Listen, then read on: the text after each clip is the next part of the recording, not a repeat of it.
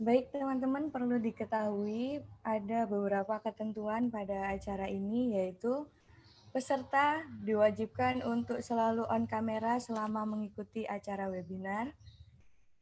Dan juga untuk peserta yang akan menjadi pemenang door prize, tentunya ada 3 orang peserta dengan yang mau bertanya pada saat sesi tanya jawab nanti akan mendapatkan voucher e-money senilai 20.000 beserta buku The Star of Service karya Ibu Angelia Mary, dan 2 orang peserta yang aktif selama acara webinar akan mendapat voucher e-money sebesar 20.000. Jadi dimohon untuk peserta tetap aktif untuk mengikuti acara webinar hari ini.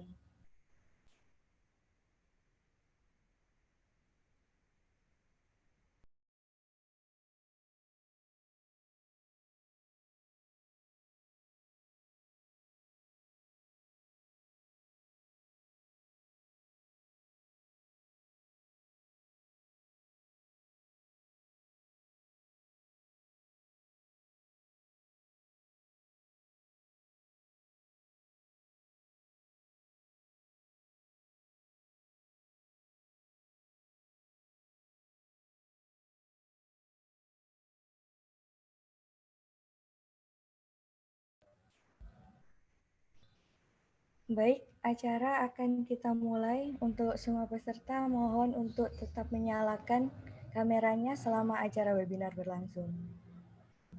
Dimohon untuk yang belum aktif kameranya, silahkan bisa diaktifkan.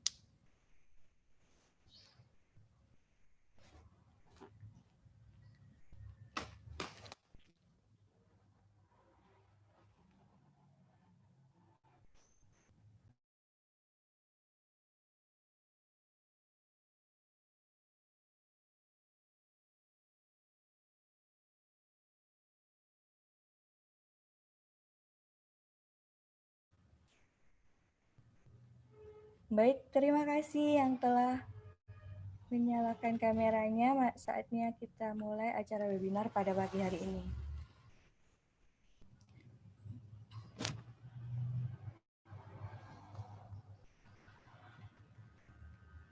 Assalamualaikum warahmatullahi wabarakatuh. Waalaikumsalam warahmatullahi wabarakatuh. Waalaikumsalam warahmatullahi wabarakatuh. Selamat pagi, salam sejahtera untuk kita semua. Salam Om Swastiastu, Namo Buddhaya, salam kebajikan. Yang terhormat Ibu Kurniawati SSM Hum selaku kemahasiswaan Sekolah Tinggi Ilmu Ekonomi Pemuda Surabaya. Yang terhormat Ibu Angelia Mary MMPBC CMLP selaku pembicara, serta peserta webinar pada pagi hari ini yang berbahagia. Alhamdulillah, puji syukur kita panjatkan karena berkat rahmatnya kita masih bisa berkumpul untuk bersama-sama menimba ilmu dalam narasumber yang luar biasa ini. Meski harus dilaksanakan secara online, semoga kita tetap sehat selalu. Acara ini merupakan acara dari serangkaian webinar yang diselenggarakan oleh Badan Eksekutif Mahasiswa Sekolah Tinggi Ilmu Ekonomi Pemuda Surabaya. Adapun susunan acara webinar hari ini yaitu sebagai berikut. Pertama, pembukaan. Kedua, menyanyikan lagu Indonesia Raya. Ketiga, sambutan Ketua Pelaksana. Keempat, sambutan dari kemahasiswaan STI Pemuda. Kelima, pemaparan materi. Keenam, diskusi dan tanya jawab. Ketujuh, pengumuman door prize. Kedelapan, penutupan dan sesi foto bersama. Memasuki agenda selanjutnya yaitu menyanyikan lagu Indonesia Raya.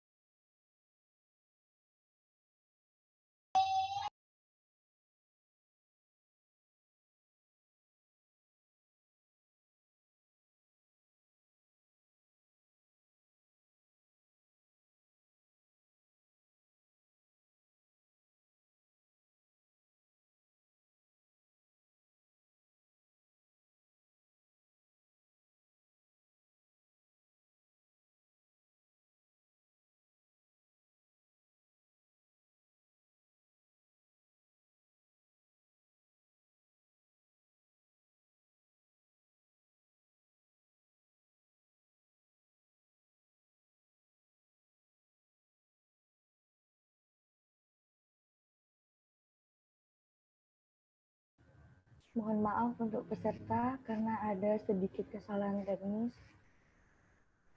Mohon untuk ditunggu.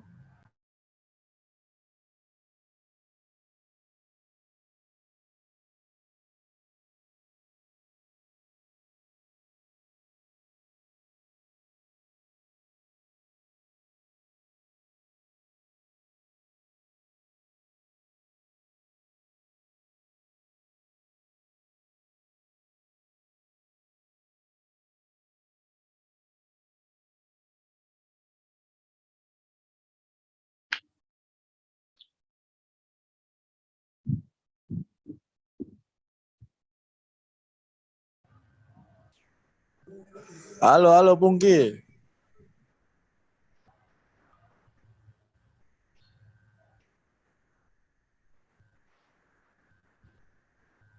Baik, langsung saja untuk memasuki acara selanjutnya, hari ini sambutan.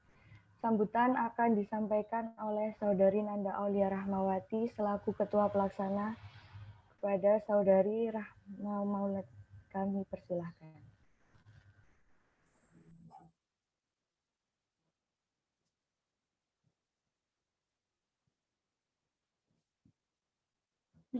Assalamualaikum warahmatullahi wabarakatuh. Selamat siang. Pertama-tama saya ucapkan rasa syukur kepada Allah Subhanahu wa Ta'ala, Tuhan Yang Maha Esa, karena hanya dengan kehendaknya lah acara webinar kali ini dapat berjalan dengan lancar. Pertama-tama saya ucapkan terima kasih dan selamat datang kepada Ibu Angelia Mary, MMPBC CMLP, selaku pemateri hari ini, serta ucapan terima kasih kepada teman-teman atas kehadirannya. Webinar kali ini akan membahas tentang strategi komunikasi dalam pemasaran bisnis di era digital, mulai dari pentingnya skill komunikasi dalam berbisnis, hingga bagaimana cara meningkatkan skill komunikasi kita dalam berbisnis. Jika ada poin yang kurang jelas, silakan dicatat dan jangan sungkan untuk bertanya kepada pemateri saat sesi tanya-jawab. Saya harap dengan mengikuti webinar ini dengan bersungguh-sungguh, teman-teman mendapatkan ilmu yang bermanfaat tentang strategi komunikasi dalam berbisnis. Ungkapan terima kasih juga saya haturkan kepada rekan-rekan panitia yang telah mempersiapkan acara webinar ini dengan sangat baik. Akhir kata, saya mewakili seluruh panitia memohon maaf jika selama berjalannya acara ini terdapat hal-hal yang tidak berkenan di hati teman-teman. Wassalamualaikum warahmatullahi wabarakatuh. Waalaikumsalam warahmatullahi wabarakatuh. Terima kasih kepada Saudari Nanda atas sambutannya.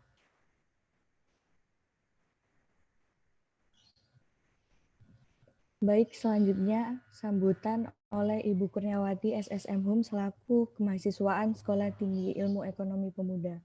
Kepada beliau kami persilahkan.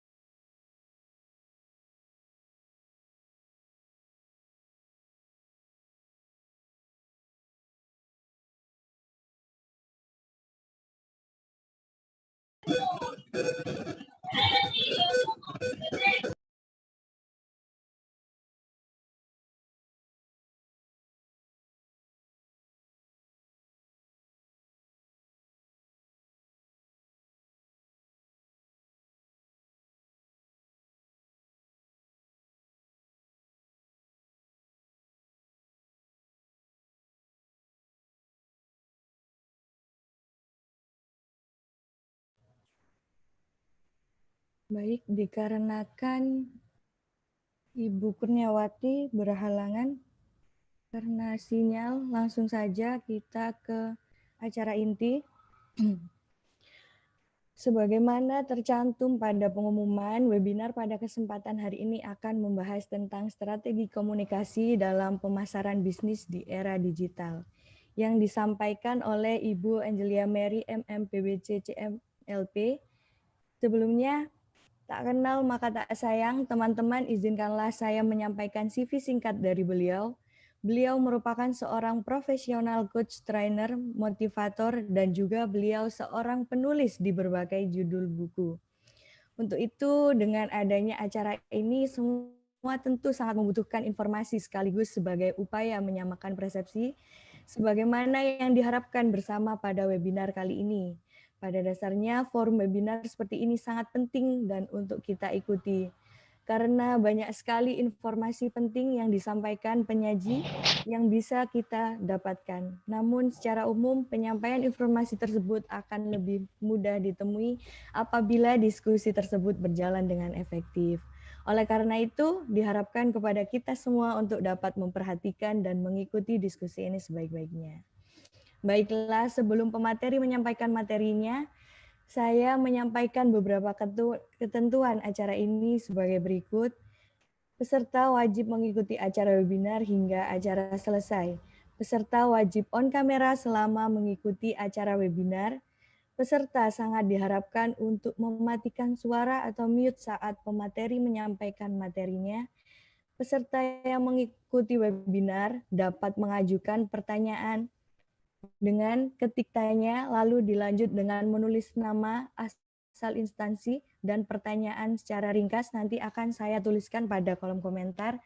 Yang kelima, ketentuan pemenang door prize akan dipilih dari 3 peserta yang bertanya saat tanya sesi jawab akan mendapat voucher e-money senilai 20.000 beserta buku The Star of Service karya Ibu Angelia Mary, dan 2 peserta yang aktif selama acara webinar akan mendapat voucher e-money senilai 20.000. Yang terakhir, di akhir acara, peserta wajib melakukan absensi kehadiran pada link yang sudah disediakan di kolom komentar. Demikian aturan yang akan kita pakai. Selanjutnya yaitu pemaparan materi oleh Ibu Angelia Mary, MMPBC CMLP. Kami persilahkan. Bismillahirrahmanirrahim. Assalamualaikum warahmatullahi wabarakatuh. Semangat pagi semuanya. Waalaikumsalam warahmatullahi wabarakatuh. Selamat pagi. Ya, salam sehat semuanya ya. Sehat-sehat, semangat luar biasa. Ini saya appreciate banget ada 100 peserta yang udah bergabung dan mungkin nanti bisa nambah lagi ya. Terima kasih Mbak Silviana ya sebagai moderator. Iya, suaranya lembut sekali ya. Nanti kalau itu next harus bisa diperbesar volume suaranya ya. Oke. Ya, hari ini kita akan bahas berkaitan dengan, saya mau sharing ya, terus belajar bareng lah gitu ya, mengenai strategi komunikasi pemasaran bisnis di era digital. Nah, sekarang kan kita memang ada di era ini ya. Nah, bagi semua yang ini bukan cuma buat ini ya, bukan cuma buat istilahnya, bukan cuma buat pengetahuan aja, tetapi ini mungkin bisa sebaiknya sih gitu ya, bisa diaplikasikan dalam kehidupan kita sehari-hari gitu.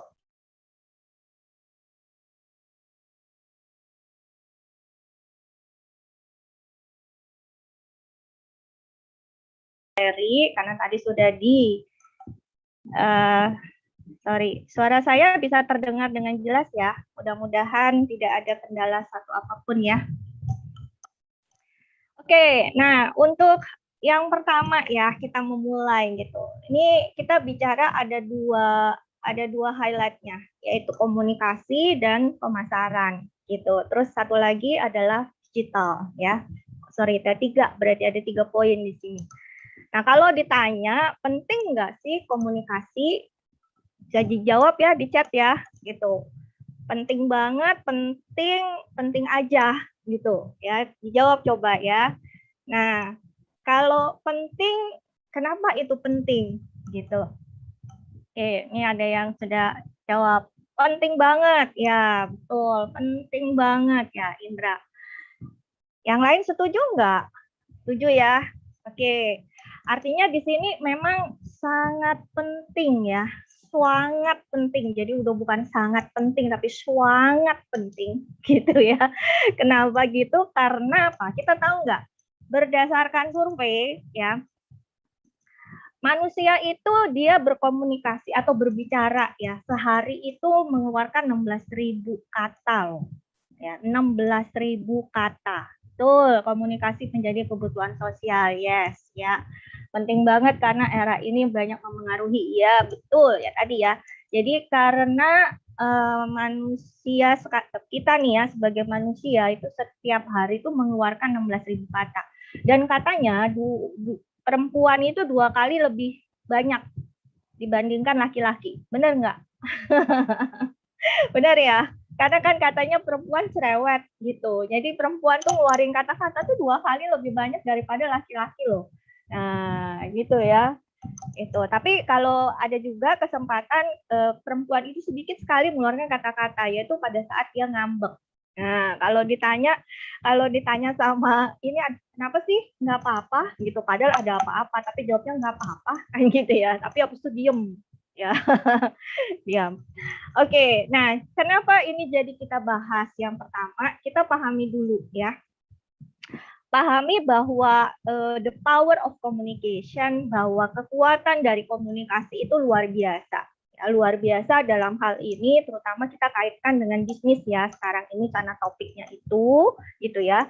Jadi untuk suatu bisnis atau suatu organisasi, tapi saya sih lebih melihatnya ini secara luas ya, dalam arti kita nggak hanya mikirin kan saya nggak punya bisnis ya Bu, misalkan gitu ya, saya kan nggak apa namanya nggak ada usaha misalkan. No, kita nggak melihatnya seperti itu.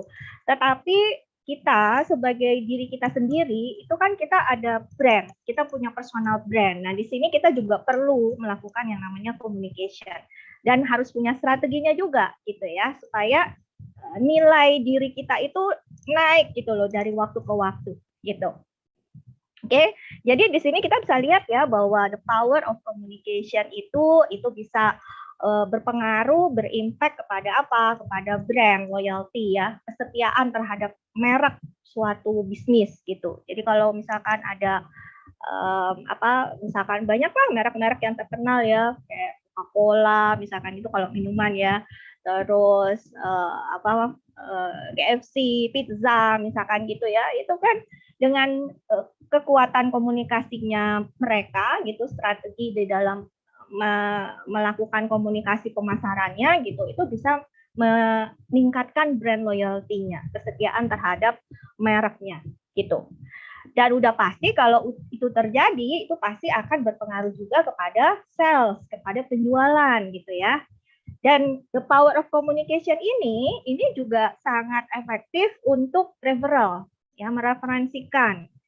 Nah, di sini nanti kita akan bicara lebih lanjut ya bagaimana bisa membuat nih customer kita itu bergeser dia menjadi pelanggan sehingga dia bisa referral gitu. Dan referral ini kan word of mouth ya. Dari mulut ke mulut gitu. Jadi menggunakan komunikasi gitu ya.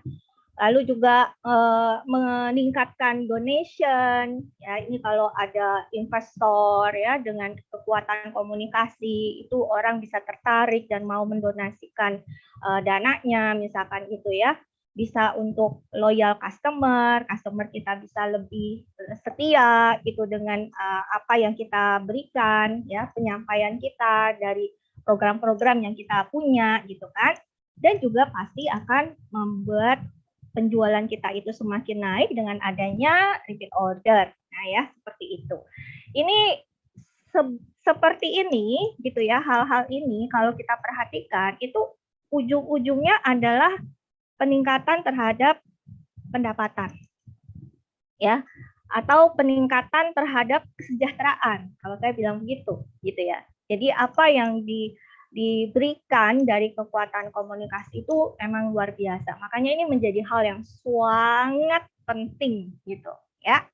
Nah, tetapi komunikasi yang seperti apa? Ini nggak sembarangan ngomong soalnya, nggak sembarangan bicara ya. Kalau ada di kelas ini yang pernah ikut kelas teknik presentasi dengan saya, ini kita sudah pernah bahas ya, gitu. Kalau masih ingat, gitu, bahwa komunikasi itu harus yang betul-betul efektif, ya.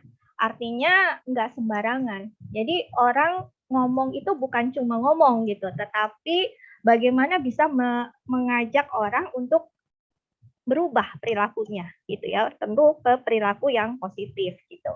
Nah, jadi di sini komunikasi yang efektif itu ada 7 prinsip ya, 7C di situ. Kita bisa lihat ya, ada clarity, artinya jelas gitu. Apa sih yang menjadi tujuan dari komunikasi kita gitu ya. Terus komplit, lengkap, nggak sepotong-sepotong gitu ya. Kalau ditanya gitu kan, ini ada apa? Nggak ada apa-apa gitu. Itu kan berarti sepotong-sepotong. Tapi sebel aja, misalkan gitu kan. Nah, sebelnya kenapa? Alasannya apa? Penyebabnya apa? Itu nggak disampaikan. Jadi sepotong-sepotong. Jadi harus komplit, ya, lengkap gitu ya. Terus tapi lengkap itu bukan berarti panjang kali lebar sampai jalan tol dari dari Surabaya ke Madiun ya gitu ya. Concise, ada ringkasnya ya, dalam arti ya poin-poin yang perlu kita sampaikan ya. Terus konkret ya, nyata gitu, enggak isinya tuh yang tidak ada data yang mendukung gitu ya. Terus juga harus benar komunikasinya ya, harus ada consideration, pertimbangan-pertimbangan yang membuat komunikasi itu semakin efektif gitu ya, dan courteous, harus sopan. Jadi harus ada etikanya pada saat kita berkomunikasi. Nah, ini yang perlu kita pahami sebagai basicnya gitu ya. Oke. Nah, sekarang poin yang kedua. Tadi poin pertama komunikasi ya.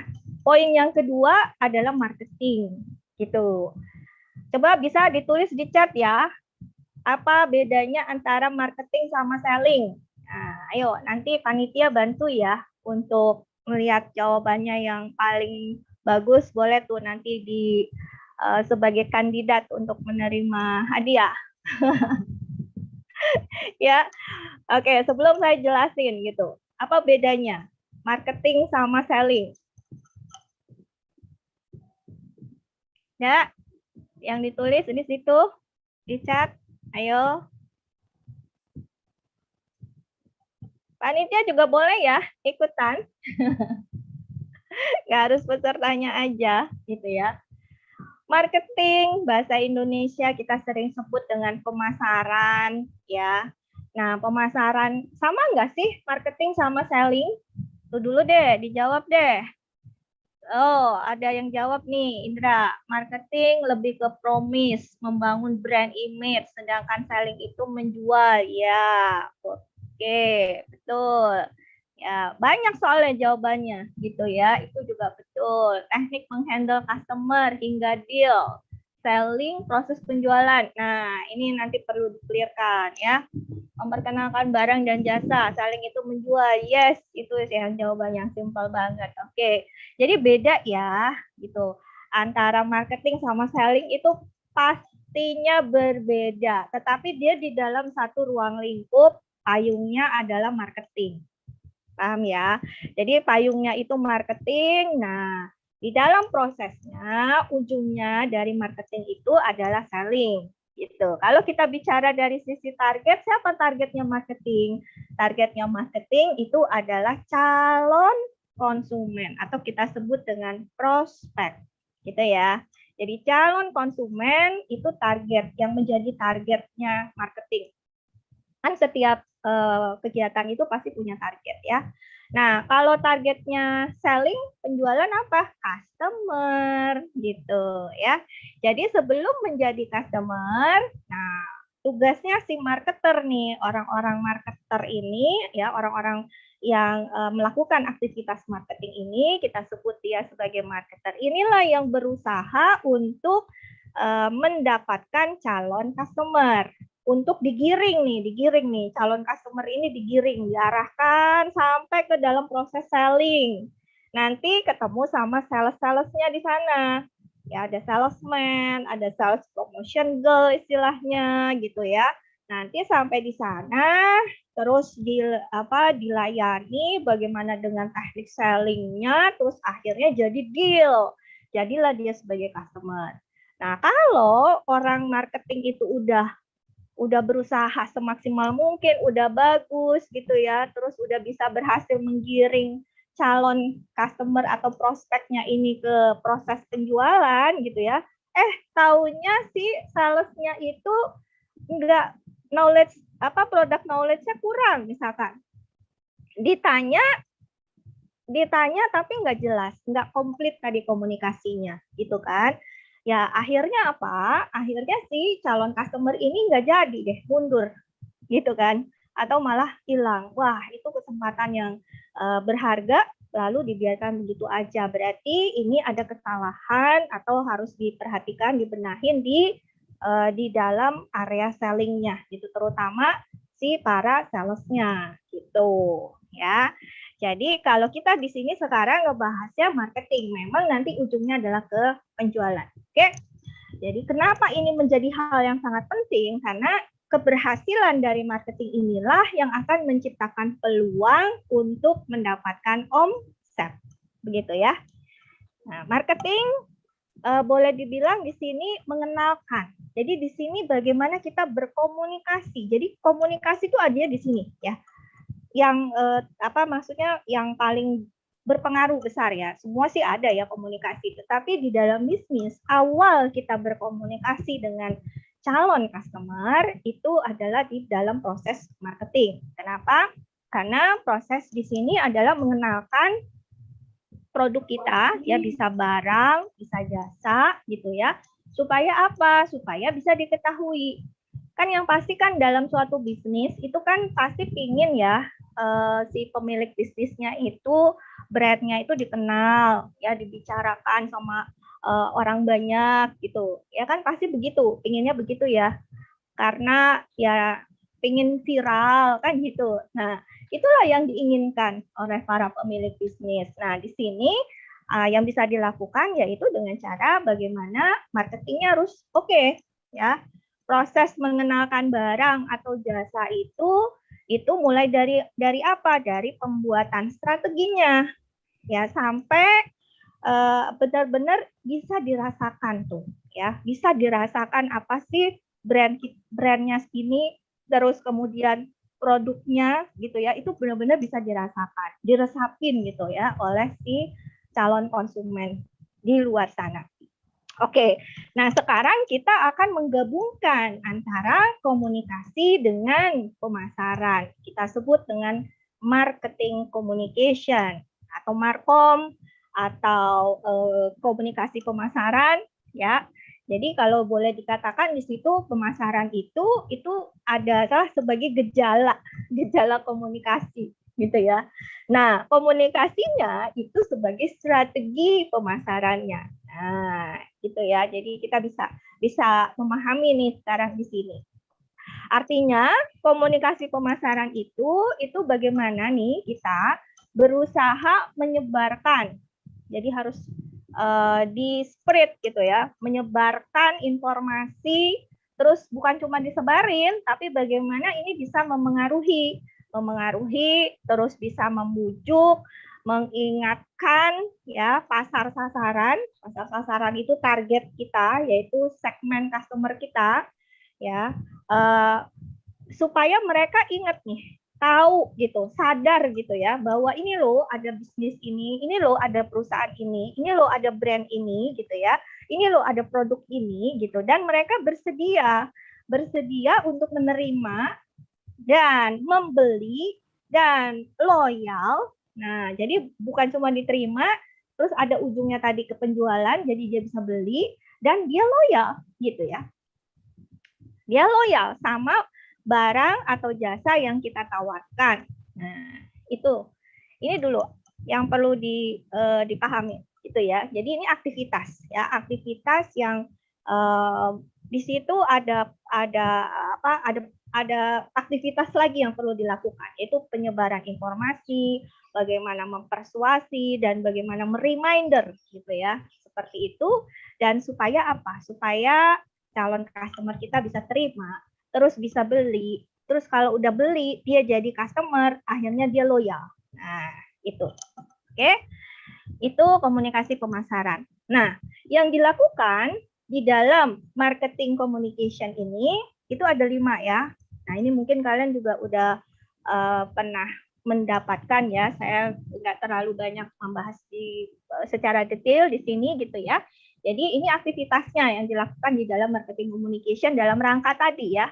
Dalam rangka tadi menyebarkan gitu kan, memengaruhi, terus bisa mengingatkan ya. Ada dengan cara advertising, bisa dengan iklan, bisa dengan PR, public relation, ya, bisa dengan direct marketing, pemasaran secara langsung, gitu kan, atau personal selling, dan ada promotion di situ, ya. Dan itu menjadi satu kesatuan, jadi dia nggak berjalan sendiri-sendiri gitu, jadi harus terintegrasi, ya. Nah, ini persoalannya sekarang ya. Apa yang terjadi dengan komunikasi pemasaran bisnis di era sekarang ini? Kita ada di era revolusi industri 4.0 ya.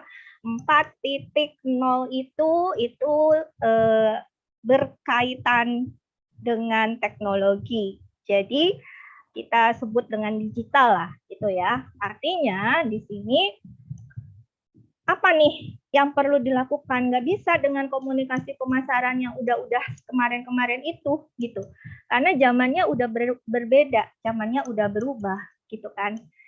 Kita bisa lihat di sini ya sekarang ya, saya kasih ilustrasi ya.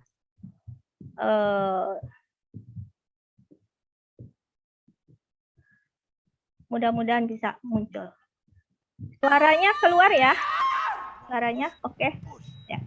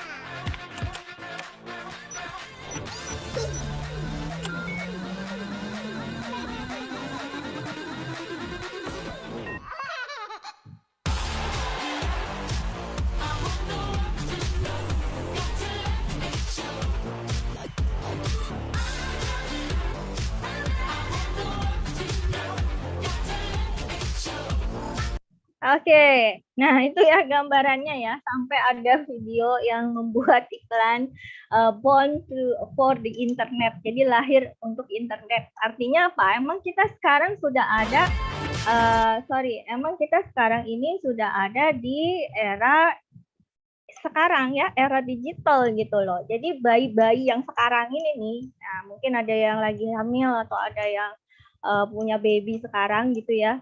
Nah, itu tuh sudah bayi yang lahir untuk internet gitu ya. Jadi memang kita ada di era ini ya, di era sekarang ini. Nah, yang kita lihat sekarang ini apa? Ada dua generasi yang mendominasi ya. Mendominasi seluruh dunia gitu ya. Nah, ini hasil survei juga. Jadi dari penduduk yang ada sekarang ini di era digital ini gitu kan, itu generasi Z ya, atau kita sebut dengan mobile generation ya, keberadaannya itu 93,9% dari mereka itu connect terhadap internet, jadi terhubung gitu ya dengan internet, dan disebut dengan addicted user gitu. Kenapa? Karena konsumsi internetnya itu atau penggunaan internetnya itu 7 jam per hari. Nah, coba di sini ada nggak yang 7 jam per hari? Tuh, berarti generasi Z gitu ya. Terus saudaranya generasi milenial ya, itu disebut dengan internet generation. Ya, di sini juga keberadaannya itu 88,4% itu yang connect ke internet ya. Kita sebut dia sebagai heavy user gitu. Kalau tadi yang generasi Z itu addicted udah. Kalau ini heavy user, pengguna berat ya. Kenapa? Karena internet consumption-nya, penggunaan internetnya itu 4 sampai 6 jam per hari. Ya, beda-beda sedikit lah ya dengan generasi Z gitu. Ya. Nah, jadi dari seluruh penduduk terutama di Indonesia gitu ya, di Indonesia dari hasil sensus tahun 2020 gitu kan. Saat ini kita didominasi oleh generasi ini gitu. Oleh generasi muda yang harus produktif gitu ya. Artinya konsumen kita di luar sana gitu ya, atau calon-calon customer buyer di luar sana itu ada sudah banyak dengan generasi-generasi ini gitu. Maka di sini kita juga bisa lihat ya dari sosial media yang digunakan. Nah, kita bisa lihat ya di sini angka pengguna aktif media sosial di Indonesia ini hasilnya dilakukan surveinya itu di Januari tahun ini ya, 2021 gitu. Tumbuhnya gitu ya. Jadi pengguna aktif sosial media di Indonesia itu bertumbuh ya, setiap tahunnya tuh bertumbuh sebesar 10 juta atau 6,3% dibanding bulan Januari tahun 2020. Jadi setahun yang lalu ya di Januari 2020 ada pertumbuhan sebesar 10 jutaan. Gila kan gitu ya. Itu bukan angka yang sedikit gitu ya. Nah, dalam periode yang sama pengguna internet di Indonesia itu tumbuh 20 juta atau 15,5% itu menjadi 202,6 juta gitu. Generasi milenial yang kita sebut juga generasi tadi ya, generasi Y dan generasi Z gitu ya, itu mendominasi. Nah, jadi betul ya tadi nyambung ini gitu, karena memang sekarang ini penduduk dunia ya di Indonesia khususnya itu juga didominasi. Penduduk di Indonesia itu karena kita boleh dibilang kita akan mengalami yang namanya bonus demografi. Bonus demografi itu ya didominasi oleh pemuda-pemuda gitu ya, oleh usia-usia muda gitu. Dan memang ini berasal dari generasi muda yang usianya antara 25 sampai 34 tahun gitu. Ya, nah kita bisa lihat dari situ. Jadi nggak cuma ngomong, tetapi ini ada datanya, faktanya gitu. Nah, kemudian juga dari apa yang sering digunakan di dalam sosial media platform oleh si pengguna-pengguna atau warganet ini gitu ya. Kita bisa lihat di situ itu yang paling banyak itu apa? YouTube sekarang ini. Kita lihat ya, YouTube. YouTuber kan mulai bermunculan, benar nggak? Gitu kan? Ini baru-baru ini siapa YouTuber yang paling produktif se-Asia tuh? Siapa? Ada yang kenal nggak? Yang baru aja lamaran. Wah, heboh itu jadi trending gitu. Tahu nggak? Siapa? Ria Ricis. Ria Ricis, betul. Ya, Ria Ricis tuh. Iya, betul. Itu salah satu yang membuktikan ya bahwa itu kan dia dari generasi Y tuh, generasi Y ya, dia Y gitu ya. Bukan generasi Z sih, udah lewat ya Z gitu ya. Nah, itu YouTuber gitu kan. Nah, dengan dia ada itu menginspirasi yang lain tuh, banyak akhirnya bermunculan ya YouTuber baru gitu ya. Terus siapa Atta Halilintar dan sebagainya lah gitu ya. Dan itu memang menjadi ini yang most used social media platform. Jadi paling sering digunakan gitu ya, YouTube. Yang keduanya apa? WhatsApp. Kita ini tadi WhatsApp-WhatsAppan ya. Gitu kan. Kuliah juga pakai grup WhatsApp, ya nggak sih, gitu kan. Zoom, kalau Zoom-nya lagi bermasalah ya kita akhirnya geser pakai WhatsApp kan gitu ya. Sekarang WhatsApp juga udah bisa pakai conference gitu ya, udah bisa banyak juga orangnya, nggak dibatasin seperti sebelumnya gitu ya. Nah, kemudian apa lagi, ada Instagram gitu ya, kita bisa lihat di situ gitu ya. Jadi di sini perusahaan media sosial miliknya si Mark Zuckerberg itu ya mendominasi 3 teratas di dalam daftar 5 aplikasi yang paling sering digunakan oleh pengguna berbasis Android di Indonesia khususnya. Ya, ini tadi survei-survei semua dilakukan di Indonesia. Ya, jadi secara berurutan, maka kelima itu bisa kita lihat ya. Jadi ada WhatsApp, Facebook, Instagram, TikTok. TikTok nih ya, sekarang lagi in gitu ya. Nah, TikTok itu jangan cuma dipakai buat joget-joget doang, gitu ya. Nah, ini yang harus bisa kita optimalkan, kita maksimalkan. Oke? Nah, jadi sekarang kita ini, terutama kita balik lagi ke ngomongin pemasaran ya. Pemasaran di kita sekarang itu sudah juga bergeser sesuai seiring dengan pergeseran dari revolusi industri yang terjadi. Maka pemasaran pun sekarang sudah masuk ke pemasaran 4.0 gitu ya. 4.0 ini adalah pemasaran yang menggabungkan antara interaksi online dan offline gitu antara si pebisnis di perusahaan dengan pelanggannya. Ya, nah sampai di sini kita bisa ini ya, bisa mulai merunut gitu ya, pemahamannya gitu. Oh ya, komunikasi, kemudian pemasaran, kita sekarang ada di era digital sehingga pemasaran itu sekarang sudah bergeser juga gitu. Transformasi juga dia, transformasi dari pemasaran 3.0, sebelumnya lagi 2.0, sebelumnya lagi 1.0 ya, seiring tadi ya revolusi industri. Sekarang sudah ada di pemasaran 4.0. Apa yang menjadi cirinya ya marketing di era digital ini? Kita bisa lihat ya di luar sana itu banyak sekali bermunculan bond global, artinya banyak sekali perusahaan yang sudah lahir di situ untuk dan punya target pasarnya udah go internasional.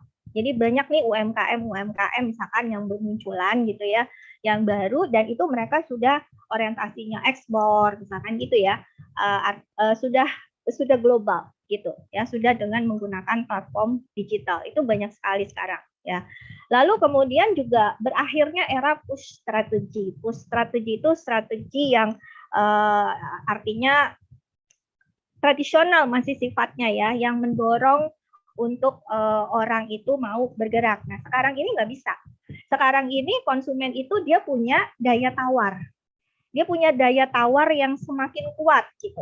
Kenapa? Karena banyak pilihan ya.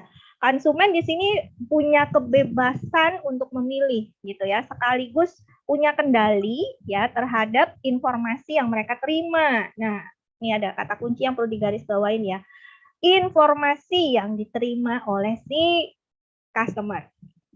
Berarti kalau kita ngomongin informasi, yaitu dari komunikasi, gitu ya, dari komunikasi yang dilakukan oleh pihak perusahaan atau pebisnis atau marketernya, gitu ya.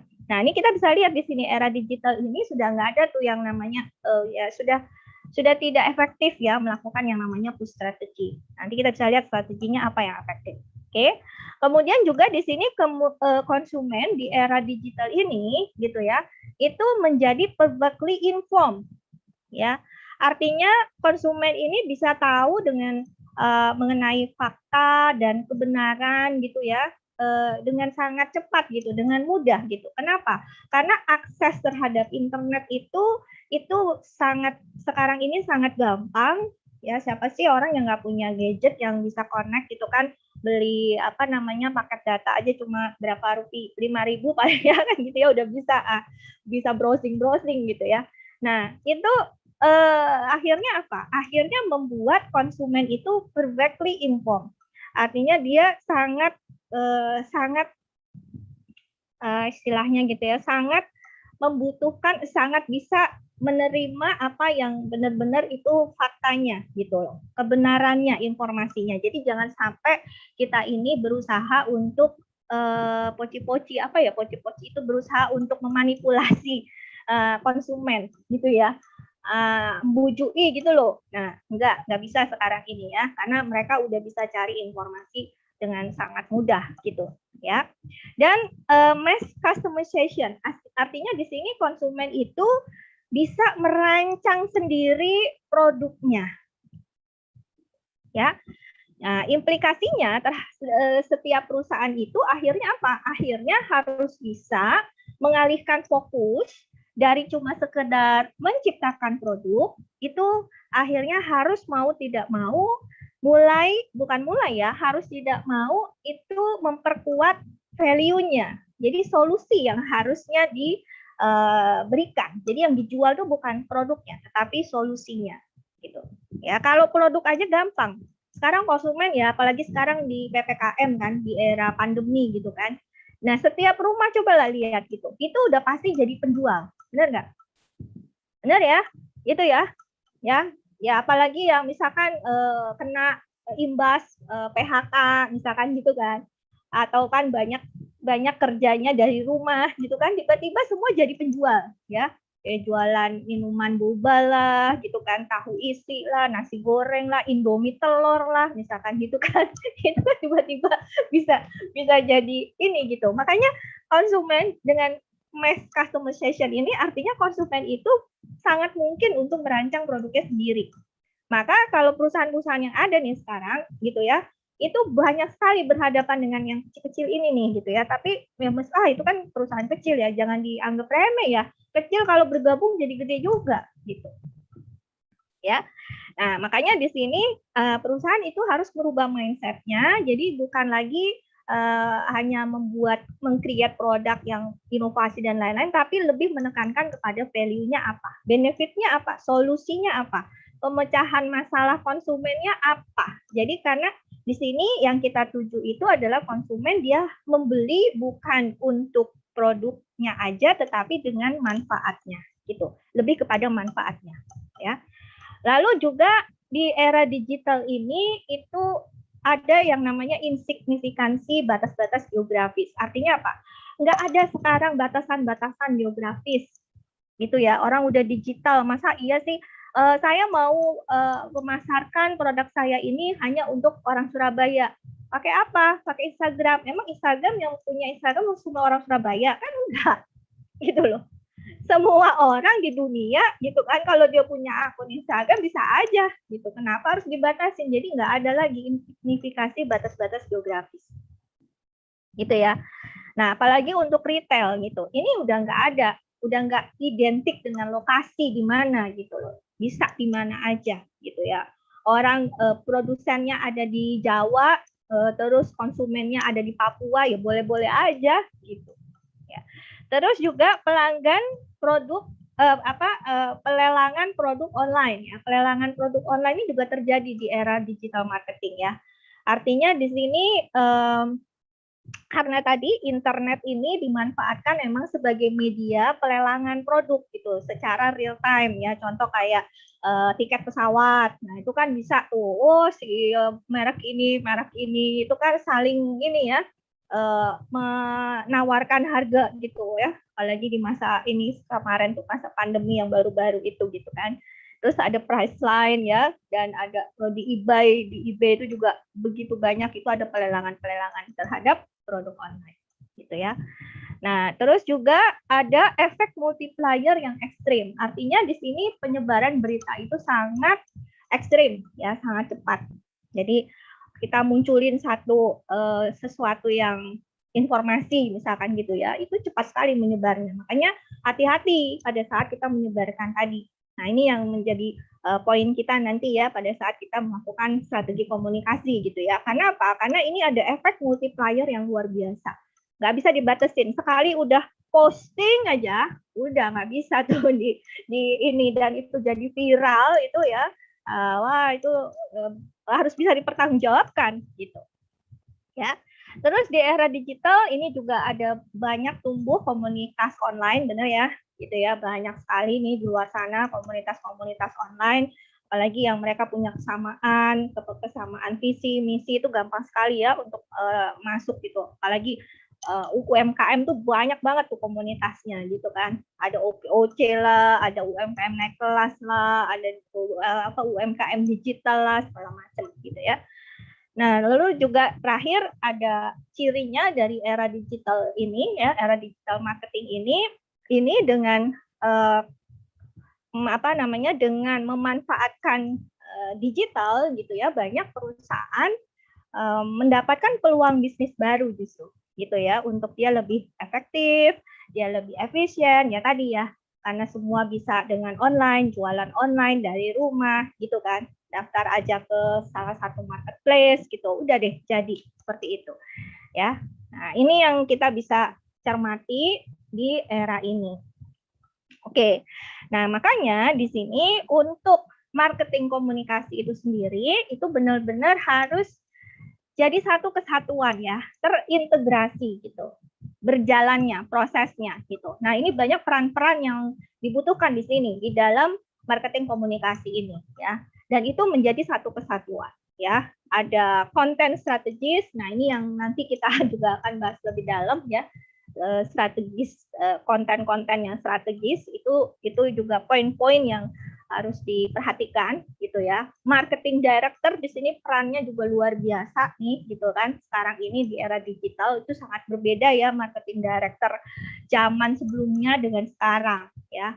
Terus digital and social media manager waktu itu mungkin belum ada khusus nih jabatan ini ya. Jabatannya dulu masih ada marketing director aja, tetapi sekarang sudah ada posisi baru yang muncul yaitu digital and social media manager. Nah, banyak tuh sekarang bisa dilihat ya, di dalam job street atau apalah gitu kan, itu banyak nih udah mulai bermunculan tuh ya. Terus digital marketing spesialis, nah ini juga ada yang posisi baru bermunculan di era digital ini ya. Itu semuanya apa? Untuk ya tadi untuk bagaimana perusahaan itu dia bisa melakukan strategi marketing komunikasinya yang tepat gitu, yang tepat sasaran ya. Terus juga ada business development consultant ya, itu juga perannya harus bagaimana senantiasa mengembangkan bisnisnya itu dengan risetnya ya. Terus creative director, nah ini kalau bikin konten nggak kreatif, gimana ceritanya ya bisa menarik gitu ya.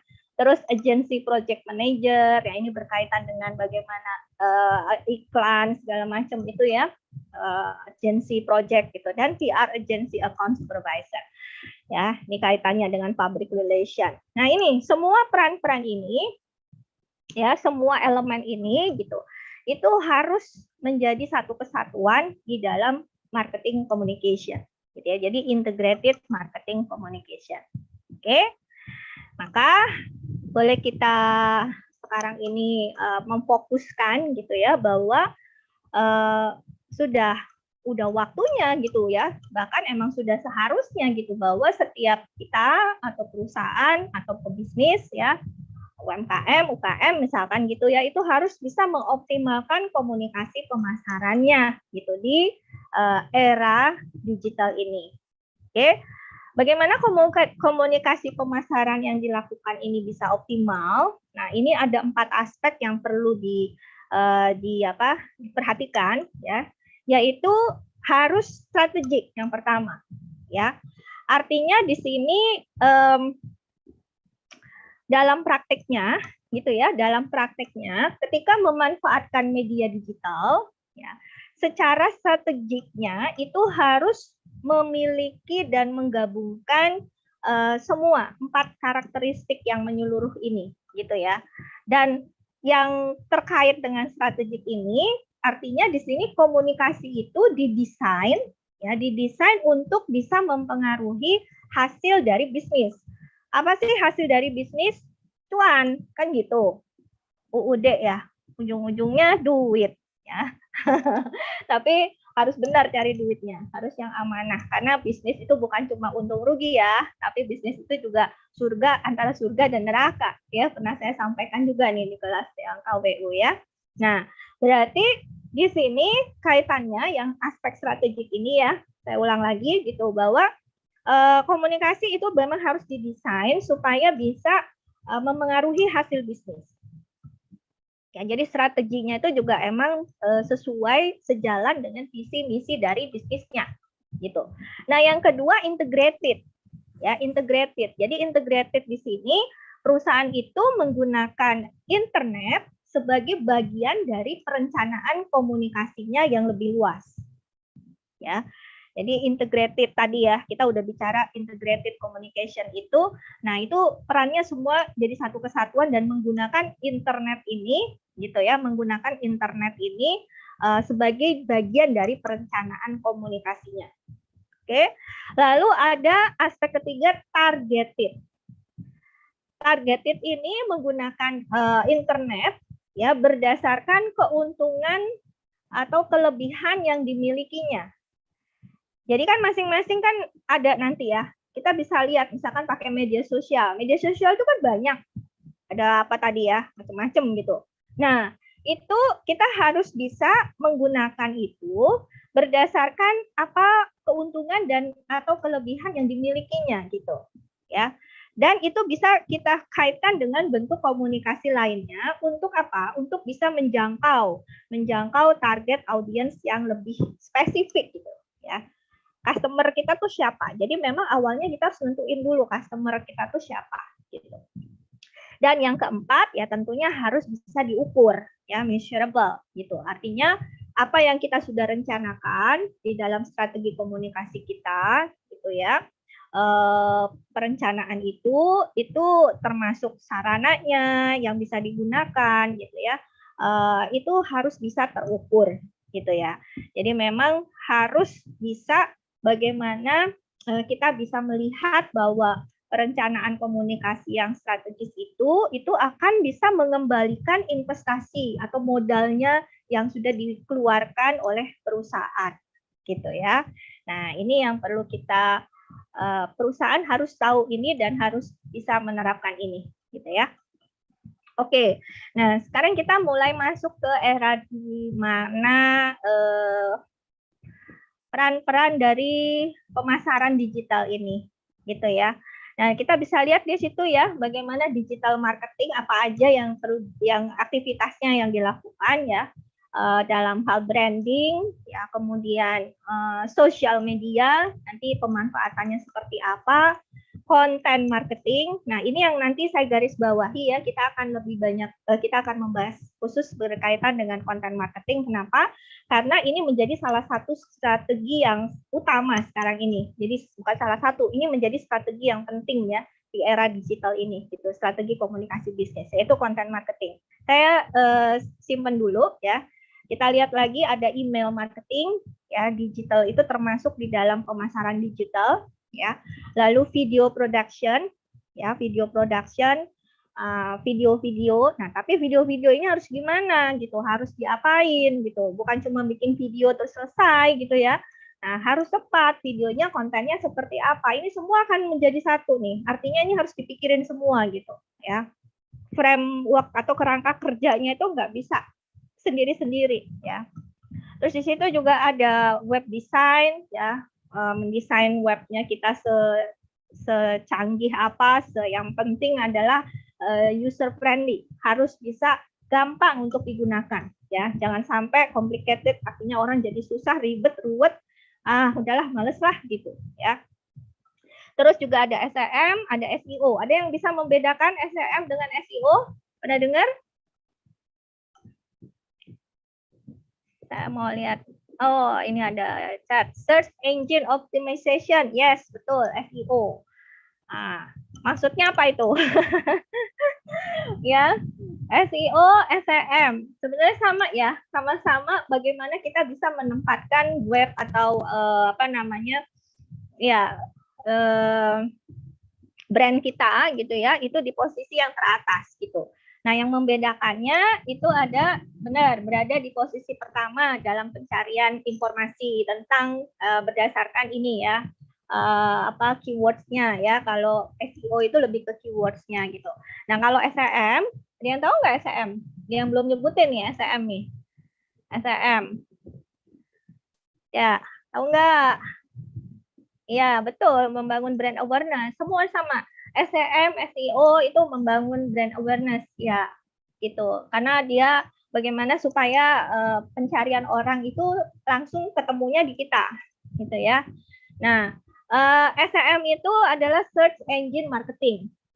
Ya, kalau SEO kan search engine optimization ya. Nah, kalau SEM itu adalah search engine marketing. Jadi artinya sama, ya, tetapi yang membedakannya adalah SEM itu dia menggunakan iklan berbayar. Jadi kita pakai promosi melalui iklan ya untuk supaya ngangkat tuh brand kita, ngangkat tuh bagaimana pencarian orang terhadap web kita atau terhadap situs kita itu langsung keluar gitu ya. Itu yang membedakannya. Kalau SEO kan gratis gitu ya, tapi agak perlu effort gitu. Ya, dan juga banyak ya sekarang aplikasi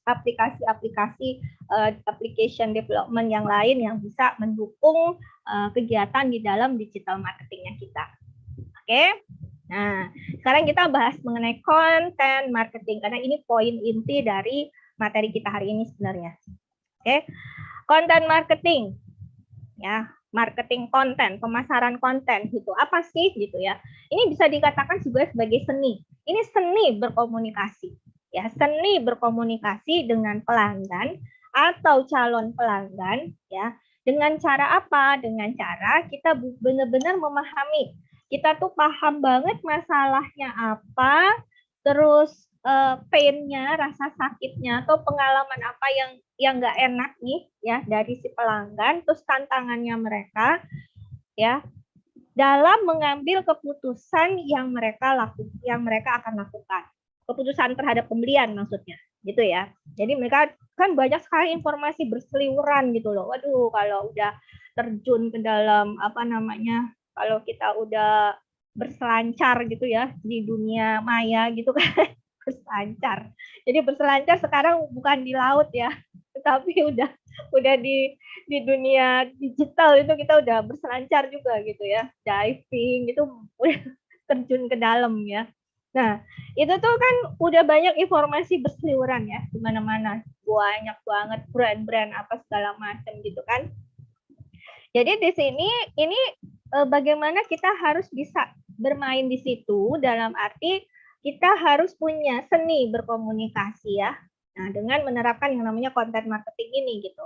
Dengan cara apa? Dengan cara kita betul-betul memahami gitu.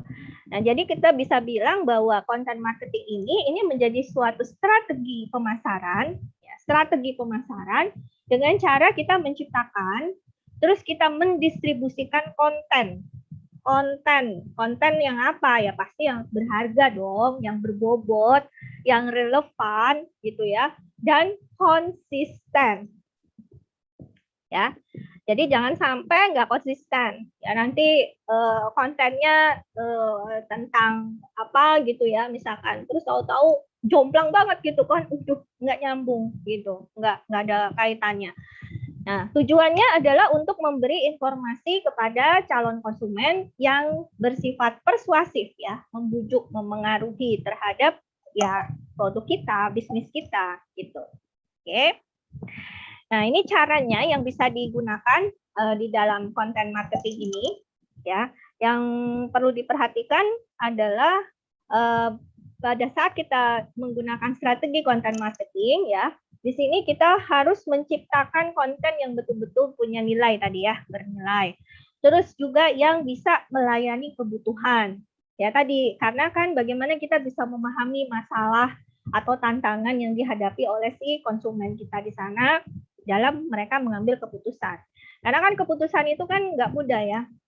Itu akan berhadapan dengan perilakunya. Ada di kelas ini yang udah belajar perilaku konsumen, ya udah tahu kan bagaimana mereka proses pengambilan keputusan itu gitu ya. Terus siapa yang mengambil keputusan dalam suatu keluarga aja tuh beda-beda tuh pengambil keputusannya.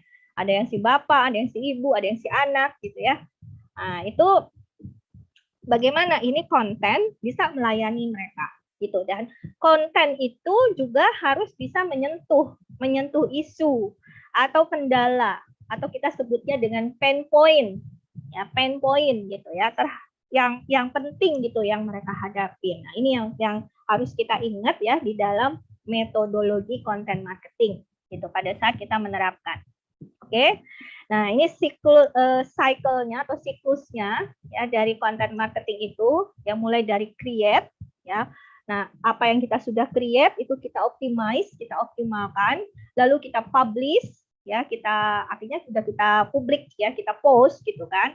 Dan di situ kita promote, kita promosikan, kita lihat ya apa yang kita sudah post itu kita ukur di situ ya efektivitasnya. Lalu kemudian kita kaitkan kalau misalkan emang udah oke, kita masukkan dia, kita linkkan ke yang lain, ke platform yang lain gitu ya. Masukkan ke SEO-nya, search engine optimization-nya, dan juga ke sosial media yang lainnya gitu ya. Dan itu terus saja ya dilakukan gitu. Oke, nah ini salah satu contoh konten marketing ya gitu. Di dalam penggunaan media sosial yaitu Instagram. Bisa dilihat ya. Ini merek Dove. Tahu kan Dove? Dove, brand Dove. Tahu ya. Dove itu dia pakai tipe kontennya itu adalah Instagram. Ya. Nah, ada quotes di situ, be your own kind of beautiful. Jadi memang si brand Dove ini, ya ini kan brand kecantikan ya. Itu memang dia punya value-nya itu adalah bagaimana meningkatkan self image yang positif atau citra diri yang positif gitu. Bagaimana di sini membuat atau menginspirasi para konsumennya atau pelanggannya gitu ya, atau orang-orang gitu yang belum mengenal Dove ini apa sih gitu. Itu akan menginspirasi mereka itu untuk mencintai dirinya. Ya, untuk self love gitu. Nah, tapi dibalut dengan pesan-pesan yang inspirasional, artinya yang bisa memotivasi dilihat dari situ gitu ya. Nah, itu yang dilakukan secara konsisten ya di Instagramnya. Nanti kalau ini coba ada waktu ya iseng-iseng coba diklik ya di di follow aja @dove itu ya, dove.id kalau nggak salah gitu ya. Nanti coba dicari di Instagramnya. Nah, itu salah satu contoh. Kita bisa lihat bagaimana mereka menerapkan konten pemasarannya gitu ya, pemasaran kontennya itu secara empatik. Nah, jadi betul-betul melihat masalahnya dari si pengguna gitu ya. Seperti itu. Oke.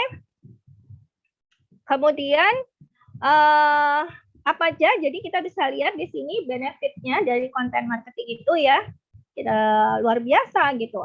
Artinya bisa traffic websitenya jadi nambah gitu ya. Terus ada keterikatan dengan klien engagement gitu ya. Terus kita bisa jadi ngelit bisnis kita itu bisa mengarah kepada pemimpin pasar nantinya gitu. Karena apa? Karena banyak yang kita konversi itu dari yang prospek, terus kemudian jadi customer, terus customer jadi pelanggan gitu kan. Nah, terus kemudian secara visibility, terlihatnya dari sisi medianya itu juga menjadi lebih luas gitu ya. Terus competitive advantage itu juga akan meningkat dengan menjalankan yang namanya content marketing ini gitu ya. Competitive advantage artinya keuntungan kompetitif bisnis kita itu menjadi lebih bersaing gitu ya. Dan ini yang penting juga yaitu brand awareness, kesadaran terhadap merek orang-orang terhadap merek kita itu bisa lebih sadar mereka itu ya, lebih meningkat. Oke. Jadi kalau dari sini kita bisa lihat ya bahwa strategi utama yang perlu dilakukan oleh bisnis itu di dalam berkomunikasi ya, di dalam memasarkan bisnis atau produk yaitu barang atau jasanya itu adalah yang sekarang kita perlu itu adalah dengan menggunakan content marketing gitu. Nah, tentu kalau kita bicara konten, perannya di sini yang sangat penting adalah konten kreator. Benar ya? Konten kreator gitu. Karena apa? Karena konten kreator ini dia penggerak konten marketing. Ini yang menggerakkan gitu. Nah, makanya tuh kalau ada kursus-kursus ya atau apa tuh saya juga pengen tuh belajar tuh ya. Apa ini tadi nih? Waktu yang sangat tepat ya. No, oke ya, oke. Itu adalah kalau bisa nih belajar nih kita semua ya untuk menjadi konten kreator gitu. Ya, karena ini orang yang bisa membuat konten, bukan cuma asal konten gitu tuh kayak si Ria Ricis tuh ya. Konten tersebut tuh bisa disebar gitu ya ke berbagai platform media sosial gitu ya. apapun lah gitu ya, tergantung kita ininya di mana dan segmen kita tuh siapa gitu ya. Oke, lalu kemudian ada peran yang kedua yaitu content planner gitu. Jadi ada content creator, ada content planner. Ya, content planner di sini berkaitan dengan perencanaan. Kan tadi ya kita mau bikin strategi. Kalau namanya strategi kan pasti harus ada perencanaan. Nggak bisa tahu-tahu ujuk-ujuk, bikin strateginya ini. Enggak lah. Perencanaannya dulu apa, terus baru bikin strateginya gitu. Jadi content planner itu ya di sini bagaimana bisa membuat suatu perencanaan. Si planner ini ya, orang yang membuat rencana itu harus bisa membuat perencanaan pengembangan konten. Nah, si content creator kan udah bikin konten kreatornya, tapi harus ada content planner-nya yang membantu untuk perencanaan pengembangan konten. Apakah sama orangnya? Bisa jadi sama gitu. Bisa jadi satu orang tapi dia berperan sebagai content creator sekaligus content planner karena ini kaitannya sangat erat sekali gitu ya. Mulai dari bagaimana menentukan konten, jadi seperti apa kontennya gitu ya. Terus platform yang akan digunakan itu apa, ya, terus sampai kapan dipublikasikannya konten tersebut. Jadi dan semua itu harus direncanakan. Jadi kayak manajernya lah, boleh dibilang seperti itu. Jadi kayak contoh Ria Ricis ya, Ria Ricis itu kan konten kreatornya, konten plannernya ada tuh, manajernya ada tuh di situ yang dia ngatur, oh ini kapan ditayangkan, kan gitu ya. Layak tayang atau enggak gitu kan, dari kapan dipublikasikannya gitu loh, terus berapa lama mau ditayangkan, seperti itu gitu. Jadi jelas ya perbedaannya ya antara content creator dengan content planner ya. Nah, sekarang bagaimana menentukan konten itu ya terkait dengan bisnis ya. Nah, di sini yang pasti ada 3 poin ini yang perlu diperhatikan ya. Yang pasti konten itu harus bisa memberikan impact atau manfaat ya, dampak gitu. Terutama manfaat untuk orang banyak. Ya, yang kedua, untuk siapa konten itu dibuat. Nah, itu yang perlu diperhatikan. Ini pada saat perencanaan ini perlu dipikirin ya. Jadi apa manfaatnya? Kemudian untuk siapa? Ya nggak sembarangan kan? Ya sesuaikan dengan customer segmennya. Bisnis kita ini segmennya siapa? Oh, segmennya ibu-ibu. Berarti ibu-ibu ini apa ya kontennya yang pas gitu loh ya, yang bisa memberikan manfaat nih untuk si ibu-ibu ini gitu. Terus apa sih problem yang dialami oleh ibu-ibu sekarang ini gitu. Ya. Jadi itu harus dirancang di situ. Oke? Itu menentukan konten bisnis ya. Nah, ini sekarang nih ada 2 primadona konten ya, 2 primadona konten yang di sosial media yang sekarang ini yang dipakai. Ini menjadi salah satu praktek dari strategi ini ya, strategi komunikasi pemasaran kita ya, gitu ya.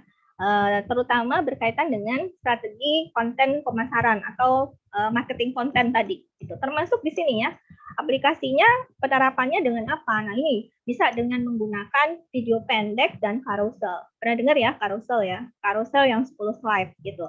Ini menjadi 2 primadona konten nih di sosial media saat ini. Terutama carousel. Carousel Instagram gitu ya. Sebenarnya carousel Instagram itu tuh udah ada sejak tahun 2017.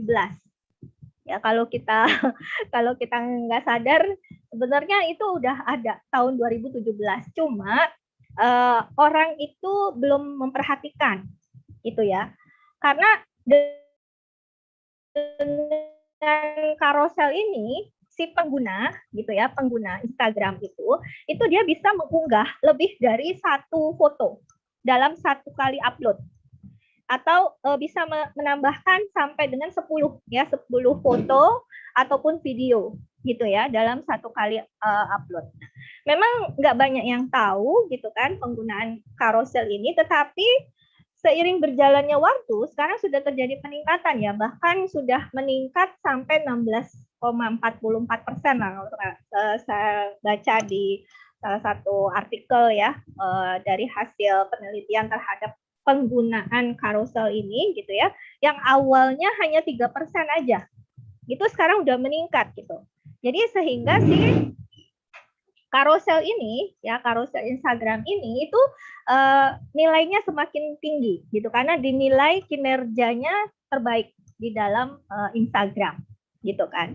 Nah, tapi di sini apa yang perlu kita perhatikan gitu ya, tujuannya dari carousel, kita menggunakan carousel atau video pendek ini nanti bisa masuk juga ke dalam carousel ini gitu ya. Itu yang bagus seperti apa gitu, karena saat melakukan digital marketing campaign ini gitu ya, itu kan kita juga perlu memikirkan gimana caranya gitu. Yang pertama adalah yang harus disajikan itu fakta ya, fakta. Jadi fakta atau rekomendasi ya. Saya langsung ke slide berikutnya. Oke, nah ini contohnya nih carousel ya. Kalau belum pernah lihat ya, kita bisa lihat di sini gitu ya. Jadi apa yang dimunculkan? Ini dia yang 10 slide ya, 10 slide. Nah, dari situ tuh apa yang perlu dimasukkan di dalam strategi kita gitu ya, di dalam digital marketing campaign kita menggunakan carousel ini ya. Yang pertama tadi, menyajikan fakta atau rekomendasi. Kenapa? Karena orang sekarang gitu ya, itu akan senang mengunjungi akun yang informatif gitu ya, karena dia banyak memberikan informasi-informasi yang menarik gitu ya. Nah, cobalah di situ untuk membuat konten ya, membuat konten carousel itu dengan temanya did you know, tahu nggak sih kamu, misalkan gitu ya, tahu nggak sih kamu tentang tanaman ini, misalkan gitu ya, tahu nggak kamu tentang berempati itu apa sih, misalkan gitu ya. Nah, itu yang intinya bisa mengundang antusias dan rasa penasaran netizen gitu, sehingga mereka itu mau bisa membuka slide demi slide dari unggahan kita, postingan kita itu ya, untuk sampai selesai gitu. Ya, itu yang pertama. Yang kedua, kalau yang suka storytelling, ya, yang suka storytelling bisa dengan berbentuk cerita, menyusun cerita gitu. Jadi kalau kamu senang membuat konten yang storytelling, ya, nah carousel ini itu kita dikasih kesempatan nih sama si carousel ini untuk bisa menyampaikannya ya dalam bentuk narasi yang keren gitu, narasi ya. Ini kita bicara, kalau bicara narasi itu bicaranya copywriting tuh ya, narasi yang bisa membagi-bagi nanti kalimat di setiap gambar yang kita masukkan gitu ya, di setiap image atau foto yang kita masukkan gitu ya. Nah, itu nanti ujungnya ya di bagian yang terakhir kan ada 10 slide ya. Nah, di slide terakhir itu mulai nanti mengajak pengguna gitu ya, atau pengunjung untuk diarahkan ke situs kita, situs penjualan kita, atau ke web kita, atau ke YouTube channel kita, misalkan. Itu ada link-link yang kita informasikan ke mereka. Ya. Lalu yang ketiga, kita juga perlu memasukkan foto panorama gitu ya, misalkan bisa dengan cara itu. Nah, ini biasanya kalau bisnisnya itu bergerak di bidang pariwisata misalkan gitu ya, atau hotel, resto itu kan sekarang udah instagramable kan, jadi sudut-sudut ruangan yang bisa dipakein untuk selfie, wifi, lab segala macam gitu kan. Nah, itu bisa dimasukkan tuh gitu ya. Jadi membuat orang ini penasaran gitu, dan bahkan wah bagus banget tuh, aduh pengen ya, aduh yuk ke sana yuk gitu, akhirnya jadi datang gitu ya. Ketika mereka itu kayak kita menyajikan pengalaman. Nah, ini customer experience sih, termasuk di dalam customer experience ya, foto-foto panorama gitu ya, sehingga mereka bisa mendapatkan pengalamannya hanya melewati gambar itu gitu ya. Jadi mereka bisa swipe live postingan kita terus menerus gitu ya, dan akhirnya bisa tertarik untuk datang, itu tujuannya ya. Lalu juga bisa membagikan yang namanya stop motion ya. Stop motion itu salah satu teknik video animasi ya, video animasi. Nah, ini juga perlu belajar juga ya. Jadi video animasi yang bisa memanipulasi objek itu seolah-olah dia bergerak gitu, padahal dia dia objeknya diam tetapi bisa dibuat kayak bergerak gitu, slow motion, stop motion namanya gitu ya. Nah, itu ini bisa diterapkan di dalam strategi pemasaran di Instagram khususnya melalui carousel ini gitu. Atau bisa juga dengan foto before after. Nah, ini juga bisa ya. Bisa dipakai gitu teknik-teknik ini untuk mengisi itu kontennya di media sosial kita. Biasanya nih kalau yang produk-produk yang seputar kayak kosmetik gitu kan, penurun berat badan misalkan dari yang beratnya 100 sekarang bisa jadi 50. Wow, gila, 50 kilo bedanya hanya dalam waktu 1 minggu. Nah, itu kan luar biasa gitu ya. Jadi itu menarik gitu, hal-hal yang menarik gitu ya. Dan juga bisa berisi feedback pelanggan. Artinya di sini ya nggak ada nih yang lebih menyenangkan buat suatu brand ya, suatu perusahaan atau suatu brand untuk melihat umpan balik positif dari customer-nya gitu, dari pelanggannya yang sudah menggunakan produk. Jadi kita bisa tuh memasukkan foto orang-orang yang bertestimoni tentang produk kita gitu ya. Artinya untuk orang lain yang belum tahu bisa tahu dan yakin, oh ya bro, produk kita bagus gitu kan. Nah, buat si konsumen yang diangkat gitu ya, artinya yang di-expose gitu kan, testimoninya gitu kan, itu juga orang ini dia akan lebih, konsumen ini dia akan lebih merasa menjadi dihargai gitu, dihargai dan bisa punya potensi untuk menjadi konsumen yang loyal, pelanggan gitu ya. Akhirnya akhirnya ujung-ujungnya repeat order, pembelian ulang ya. Nah, terus terakhir dari konten ini kita juga bisa menggabungkan antara video tutorial ya dengan menggunakan video tutorial yang bermanfaat gitu. Jadi kalau misalkan digital marketing yang dengan apapun ya sosial medianya gitu ya, kita bisa mengunggah sesuatu yang memang itu bisa memberikan edukasi gitu ya, cara-cara, tips-tips lah misalkan gitu ya. Jadi jangan semua secara transparan kesannya kita menjual ya, tetapi harus soft. Jadi harus soft selling. Ya sekarang ini nggak bisa dengan cara yang hard selling. Oke, itu berkaitan dengan konten. Saya masih ada waktu ya. Nah ini udah berapa slide terakhir. Oke, intinya komunikasi perusahaan di era digital ini harus memperhatikan yang namanya efektivitas ya bagi komunikasi perusahaan gitu. Artinya apa yang dilakukan di dalam komunikasi perusahaan ini gitu ya, ini juga akan berpengaruh terhadap komunikasinya corporate gitu, komunikasi perusahaan ya. Artinya di sini kita bisa lihat bagaimana efektivitas untuk corporate communication ini dari sisi transparansi ya. Transparansi berarti di sini perusahaan itu dia diajak untuk semakin transparan di dalam memberikan informasi kepada stakeholder atau kepada customer-nya gitu melalui media sosial. Ya, ini menjadi salah satu elemen utama di dalam public relation online. Gitu ya, karena di sini transparansi ini membuka sistem internal perusahaan untuk diamati, untuk diperhatikan, untuk dicermati oleh pihak-pihak eksternal ya. Lalu ada internet porosity. Internet porosity ini artinya bisa perusahaan itu dia menggunakan internet ya dengan segala macam aktivitasnya ya yang bisa dilakukan, misalkan lewat email, instant messaging gitu ya, blogs atau media sosialnya lain. Jadi itu bisa menjadi porosnya gitu ya dalam melakukan atau memulai interaksi kepada customer-nya gitu ya. Lalu juga internet as an agent ya, ini juga menjadi efektivitas dalam kegiatan komunikasi perusahaan di era digital ya, di mana internet as an agent ini artinya proses transformasi pesan itu diberikan dari satu orang yang lain itu secara online ya.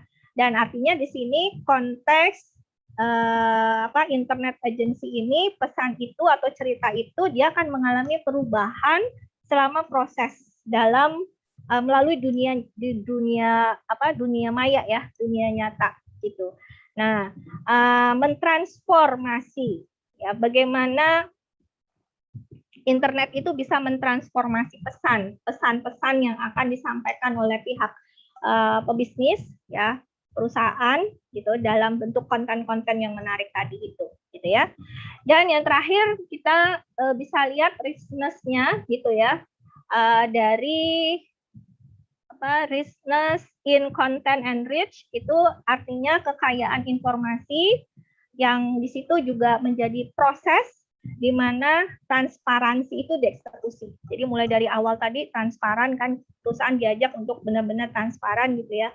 Dan di terakhirnya, di ujungnya di richness content itu adalah bagaimana transparan itu dieksekusi. Jadi kekayaan informasi itu bisa diciptakan dan bisa disampaikan gitu ya, dengan adanya jangkauan di dalam internet gitu. Kan internet ada reach out-nya gitu ya.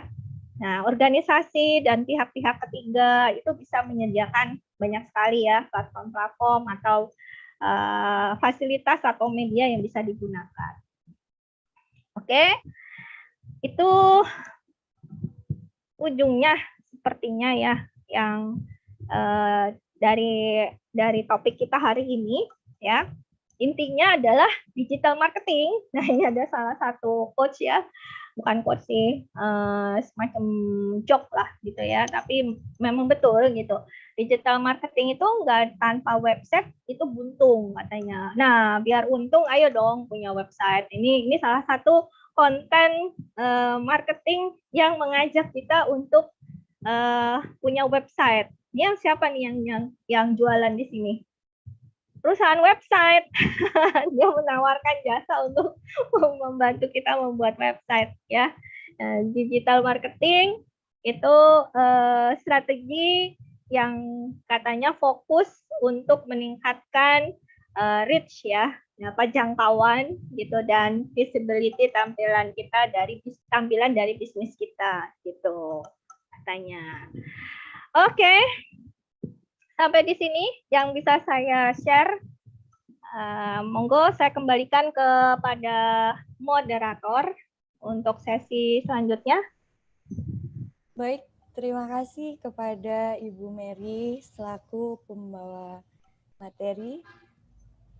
Selanjutnya kami akan memilih 3 pertanyaan yang sudah ada pada kolom komentar. Untuk pertanyaan pertama nih Bu, dari Anggun W. Prawira dari STIE Pemuda. Izin bertanya nih Bu, bagaimana strategi komunikasi pemasaran digital yang efektif pada bisnis medical industri profesional yang memasarkan produk alat medis di tengah kondisi pandemi dan 4.0 sehingga target achievement bisa closed. Kendala yang ada saat ini ada regulasi pembatasan aktivitas PPKM antara praktis medis yang menjadi target. Ya. Pertanyaan langsung aja ke satu dulu ya, langsung dijawab ya. Nanti saya lupa kalau langsung kalau dua-dua nanti saya lupa. Panjang ini pertanyaannya. Oke. Ya. Anggun ya. Nah, Anggun, kalau ini kalau produk kesehatan ya, kan lebih ke medical ya kalau saya tadi nangkep gitu kan. Justru ini Anggunnya cewek apa cowok ya? Saya, Bu. Oke. Kirain cewek. Ya, untuk saya nggak salam kenal. Untuk saya nggak manggil Mbak loh. Ya, Mas Anggun ya. Sorry. Jadi itu produk kesehatan ya, medical kan, gitu. Nah ini justru momennya nih, gitu ya. Jadi sebenarnya kalau saya bilang nih pada saat kita udah mulai masuk mulai kita mengalami yang namanya masa pandemi, gitu ya, pandemi itu sebenarnya momen keberjayaannya di dunia kesehatan sebenarnya ya, kayak obat-obat, alat kesehatan itu di saat di semua perusahaan-perusahaan bisnis lain itu pada terjun bebas gitu kan. Nah, justru di bisnis ini, bisnis jasa pelayanan medis gitu ya, terus obat, alkes itu punya momentumnya di situ gitu loh. Nah, tapi bagaimana ini bisa dibuat strateginya yang tepat, yang harus dilakukan itu gitu ya. Nah, sekarang kan kaitannya tadi dengan PPKM ya. Kalau tadi nyimak gitu kan, itu kita mainkan di strategi tadi, marketing kontennya. Kamu harus bisa betul-betul memaksimalkan itu gitu. Ya. Terutama bagaimana misalkan di perusahaannya ada pakai Instagram misalkan gitu. Itu kan ya. Nah, Instagram tuh bisa tuh tadi kayak before after gitu tadi loh ya, pakai carousel. Tuh bisa tuh mulai tuh belajar ya. Kan banyak ya di YouTube itu video tutorial untuk membuat carousel kan gitu ya. Nah, belajar deh di situ gitu ya. Karena kalau saya membahas lagi nih kita nggak selesai sampai sore nih, gitu kan caranya mulai satu-satu. Tadi yang dipakai tuh 10 slide. Tadi jadi harus ada caranya. Caranya tuh bukan isi foto-foto, tapi foto setiap satu slide kedua foto itu ada nyambung dia. Ada ceritanya gitu loh. Ya, gitu. Tadi bisa before after, bisa dengan tadi testimoni dari dari pasien mungkin ya, seperti itu gitu. Terus juga Instagram atau media sosial itu dimaksimalkan, misalkan dengan fasilitas atau jasa-jasa yang bisa diberikan. Jadi misalkan kayak home care, kan sekarang kan orang nggak bisa ketemu, nggak bisa datang ke rumah sakit, misalkan gitu ya, maksudnya nggak bisa datang ke tempat lah gitu kan. Nah, berarti kan harus ada tuh home care gitu ya. Terus layanan-layanan ya seperti kayak konsultasi, seperti kayak Halodoc, kayak gitu-gitu kan sekarang udah banyak banget ya seperti itu gitu. Nah, itu yang perlu perlu dimaksimalkan, perlu dioptimalkan. Mungkin bisa seperti itu menjawab ya, Mas Anggun. Ya, Bu. Terima kasih, Bu. Oke, thank you. Ya, berikutnya. Baik, terima kasih kepada Mas Anggun atas pertanyaannya. Pertanyaan selanjutnya yaitu dari Dewi Sugierni dari Politeknik Indonesia Madiun. Oh, Madiun. Ini di Madiun posisinya berarti. Ya. Siapa? Dewi Sugierni. Dewi. Oh, Dewi. Ya. Gimana pertanyaannya?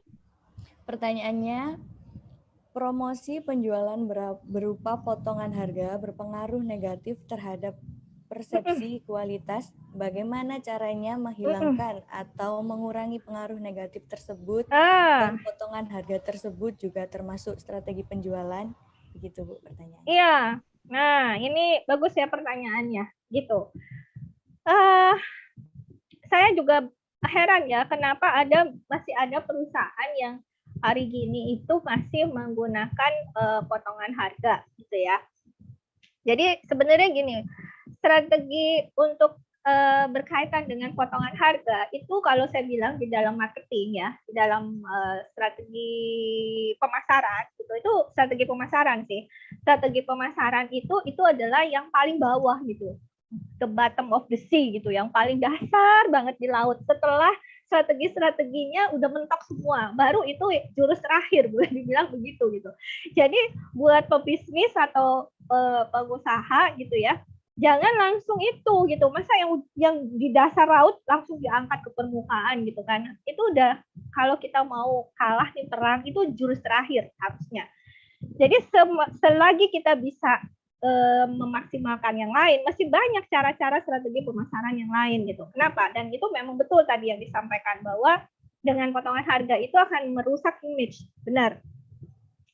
Artinya tanpa kita sadari pun dengan kita melakukan itu gitu ya, itu image terhadap produk kita itu juga akan menurun gitu ya. Nah, pertajam di value proposition-nya gitu. Jadi percaya diri. Jadi harus kita mempercayai, kita harus meyakini bahwa produk kita ini punya benefit, punya value gitu. Nah, itu yang harus dimunculkan. Itu yang harus dipromosikan terus-menerus. Nah, itulah yang dipakai dengan sekarang ini menggunakan digital marketing gitu loh. Ya, semakin banyak informasi-informasi, promo-promo yang tadi cerita tadi tentang keunggulan produk kita, tentang benefitnya, tentang value, tentang solusi, testimoni. Nah, itu yang harus diangkat gitu. Sehingga apa? Sehingga orang akan melihat bahwa oh, produk kita ini punya value ya, berharga ya, harga mah nanti belakangan gitu loh. Yang penting udah dapet apa solusinya. Oh, ini memang pas, ini saya butuhin banget gitu loh.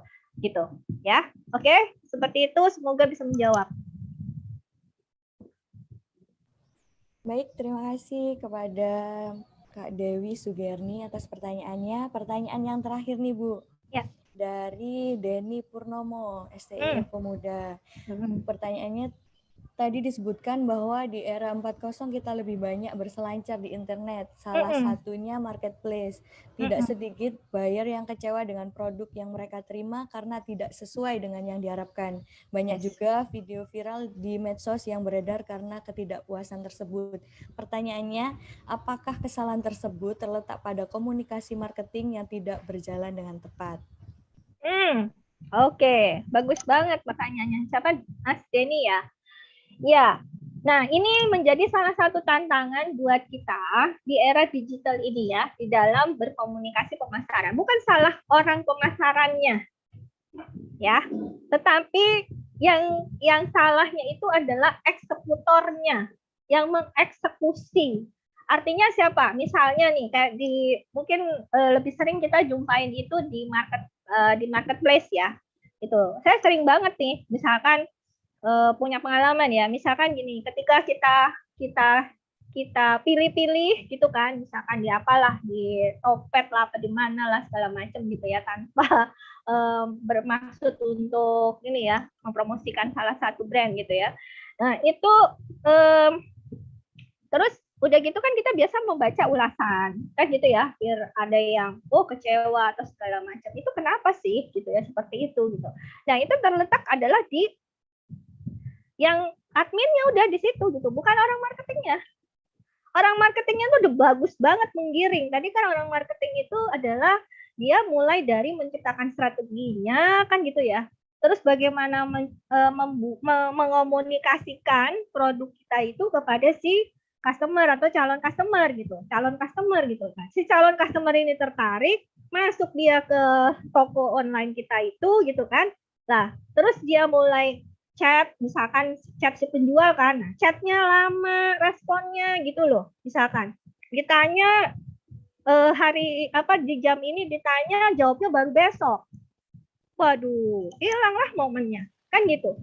Terus udah jawab, ini real picture nggak? Iya real picture kak, misalkan gitu ya. Oke deh saya pesen, begitu nyampe nggak real picture, itu siapa yang salah? Itu loh. Ya berarti apa? Berarti di sini perusahaan itu gitu ya, tidak sinkron tadi kan, tidak terintegrasi gitu loh antara tadi produk yang dihasilkan gitu kan dengan komunikasi yang diberikan. Nah ini nggak bisa nih, ada kesenjangan istilahnya. Jadi ini yang membuat orang jadi trauma, orang akhirnya jadi banyak penipu, banyak apa segala macam, toko nggak amanah lah dan lain-lain. Nah ini yang harus diberesin image-nya. Jadi harus di rebranding, harus di reposition, harus mulai untuk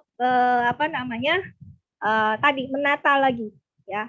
Customer yang udah kecewa di situ harus dikontak tuh, harus dikontak, harus dihubungin untuk diberikan penjelasan, kalau bisa dikasih misalkan permintaan maaf kayak say sorry misalkan gitu ya, itu harus tuh ya, say sorry untuk nanti untuk next pembelian ada potongan harga kayak, nah itu baru boleh dipakai gitu. Karena untuk mengembalikan tadi, untuk recovery yang udah konsumen itu dia kecewa. Oke? Semoga bisa menjawab, Mas Denny. Ada lagi kah? Sudah Bu, cuman dipilih 3 pertanyaan. Oh 3 pilih aja, 3 ya. Ya semoga tadi saya lihat juga ada yang bertanya banyak gitu ya, mudah-mudahan hampir mirip-mirip sih tadi, bisa mengcover gitu. Oke. Baik, terima kasih kepada peserta yang sudah mengajukan pertanyaan, dan langsung saja saya umumkan untuk yang mendapatkan door prize nih. ada Anggun W. Prawira dari STIE Pemuda, dan juga Dewi Terima kasih. Sugiarni Politeknik Indonesia Madiun, Wow. Denny Purnomo Selamat. dari STIE Pemuda, Terima kasih. Indra Rahmawanto, dan juga Liliana Sagita Munir. Baik, untuk nama yang sudah saya sebutkan nanti akan dihubungi by PC oleh panitia. Mohon nanti ditunggu. Untuk nama yang sudah saya sebutkan nanti akan dihubungi by PC oleh panitia. Ya. Demikianlah acara webinar tentang strategi komunikasi dalam pemasaran bisnis di era digital. Saya akan sedikit menyimpulkan materi webinar kali ini. Seperti yang kita ketahui, komunikasi saat ini sangat penting dan sangat dibutuhkan, terutama untuk para pelaku bisnis. Komunikasi merupakan jembatan keberhasilan dalam dunia bisnis dengan canggihnya media sosial. Saat ini kita sebagai para anak muda harus mampu memanfaatkan media sosial dengan baik dan didukung dengan komunikasi untuk memperkuat keberhasilan usaha atau bisnis yang dijalankan. Di samping kita dapat berkomunikasi, kita juga harus mampu melakukan komunikasi dengan baik dan mampu membuktikan atau menerapkan komunikasi yang efektif dan menerapkan konsep 7C yang telah disampaikan oleh Ibu Angelia Mary, yaitu clarity, complete, concrete, concise, correct, consideration. Sebelum acara saya akhiri, boleh untuk semua mengaktifkan kamera untuk melakukan sesi foto pada acara webinar kali ini. Silakan dimohon untuk kamera yang masih off untuk segera di-on-kan karena kita akan melakukan sesi foto atau sesi dokumentasi.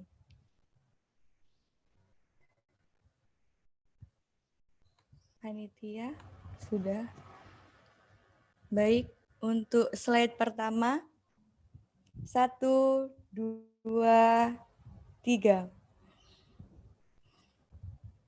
Untuk slide kedua, boleh 1, 2, 3.